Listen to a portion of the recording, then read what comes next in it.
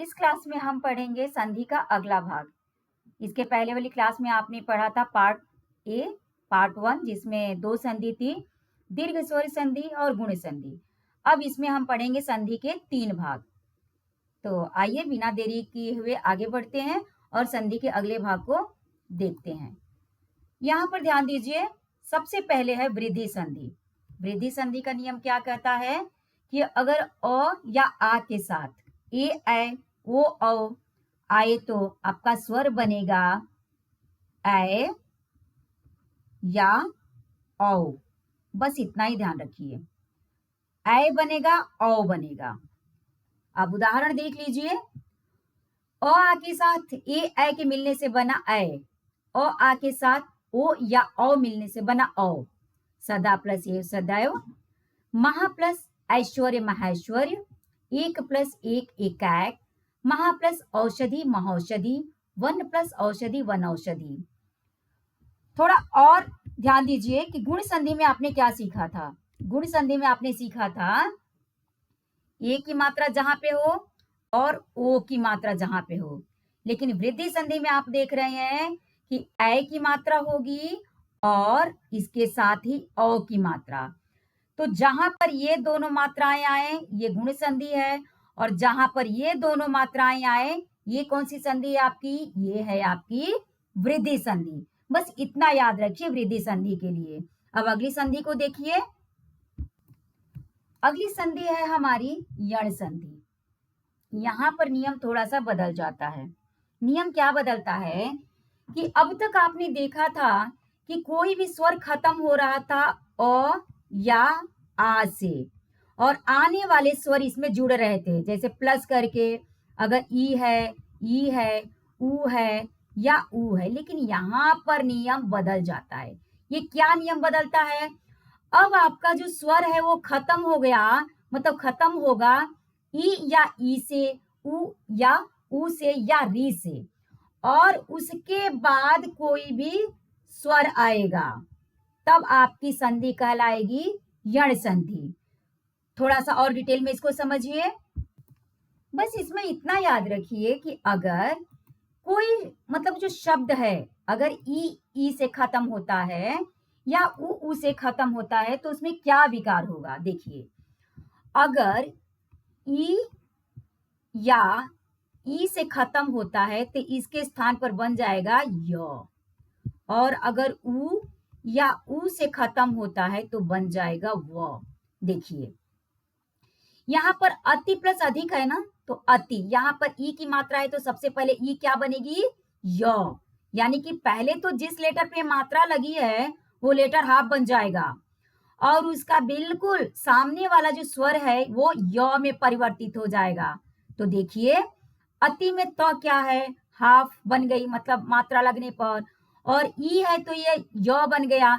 बाकी का सब हमने एज इट इज कॉपी कर लिया। उसी तरह से आप व का एग्जाम्पल देखिए, 100 पर ऊ की मात्रा लगी है तो सबसे पहले तो ये 100 को हाफ बना दिया, और यहाँ पर जो स्वर है वो व में परिवर्तित हो गया, तो वागत यानी कि स्वागत। इसी तरह से इसको देखिए और इसको देखिए, यहाँ पर जो है खत्म होने वाला स्वर ई ऊ री रहेगा, और आने वाला स्वर कुछ भी होगा, कुछ भी हो सकता है, तो वहां पर आपकी संधि कहलाएगी यण संधि। इस संधि में बस इतना ही जानना आवश्यक। अब अगला नंबर है अयादि संधि, और यह हमारी संधि लास्ट है, दीर्घ स्वर संधि के लास्ट भाग है, मतलब अंतिम भाग है। यहाँ पर इसके पहले जो संधि थी, यानी कि यहाँ पर आपने देखा था ना यण संधि। यण संधि में क्या था कि मतलब आने वाला स्वर जो था, मतलब जो स्वर खत्म हो रहा था ई ऊ, लेकिन यहाँ पर थोड़ा नियम अलग है। यहाँ पर जो खत्म होने वाला स्वर होगा वो होगा ए ऐ ओ औ। इसके बाद कोई भी स्वर आ सकता है, लेकिन यहाँ पर ध्यान रखने योग्य बात यह है कि अगर वो स्वर ए से खत्म होता है तो ऐ बनेगा, ऐ से खत्म होता है तो आए बनेगा, ओ से खत्म होता है तो औ बनेगा, और औ से खत्म होता है तो आओ बनेगा। अगर ये वाले मतलब ये वाली मात्राएं आपको अगर देखने को मिलती हैं, इन मात्राओं से अगर आपका कोई शब्द खत्म होता है, टूटता है, तो वहां पर आपकी बनेगी अयादि संधि। अब नियम देखिए, ने प्लस अन, मैं बताई ना कि ए से खत्म होगा, ए से खत्म हुआ ना, और स्वर कोई भी रहने दीजिए, बन गया नयन। नय प्लस अक, नायक। उसके बाद पो प्लस अन, पवन। उसके बाद भो प्लस औ, भवन। पौ प्लस अक, क्या बन गया आपका यहाँ पे? पावक। ये ध्यान दीजिए यहाँ पे, तो ये हो गया आपका पावक। एक बार मैं क्विक रिवीजन कराती हूँ। दीर्घ स्वर संधि में क्या था? समान स्वर, यानी कि जहां पर आपका समान स्वर आ रहा था, अ आ के बाद अ आ ई के बाद ई। गुण संधि में क्या था?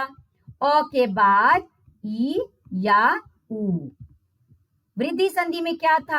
आ के बाद ये या ओ। उसके बाद नियम थोड़ा सा बदल गया। वृद्धि संधि के बाद हम आ गए यण संधि पर। यण संधि में खत्म होने वाला स्वर था ई उ, आने वाला कोई भी स्वर, तो य बना, वो बना। उसके बाद अयादि संधि। अयादि संधि का नियम बिल्कुल अलग था। खत्म होने वाला स्वर ए ओ औ, और आने वाला कोई भी स्वर। तो ये रही हमारी संधि, यानी कि वृद्धि संधि, सॉरी, दीर्घ स्वर संधि के 5 भेद। उम्मीद करती हूँ इसे आप अच्छी तरह से समझ गए होंगे।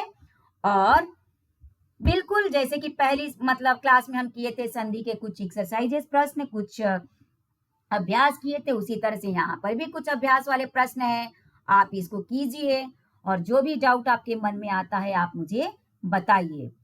इस क्लास को देखने के बाद आप बिल्कुल अच्छी तरह से संधि समझ गए होंगे, मैं बिल्कुल मतलब उम्मीद करती हूँ, और मुझे पता है कि अब संधि से संबंधित जो भी प्रश्न होंगे आप गलत नहीं करेंगे। और अंत में एक बहुत मुख्य बात मैं बता रही हूँ, इंपॉर्टेंट बात बता रही हूँ, और वो बात यह है कि मेरे चैनल को आप सब्सक्राइब और लाइक अवश्य कीजिए।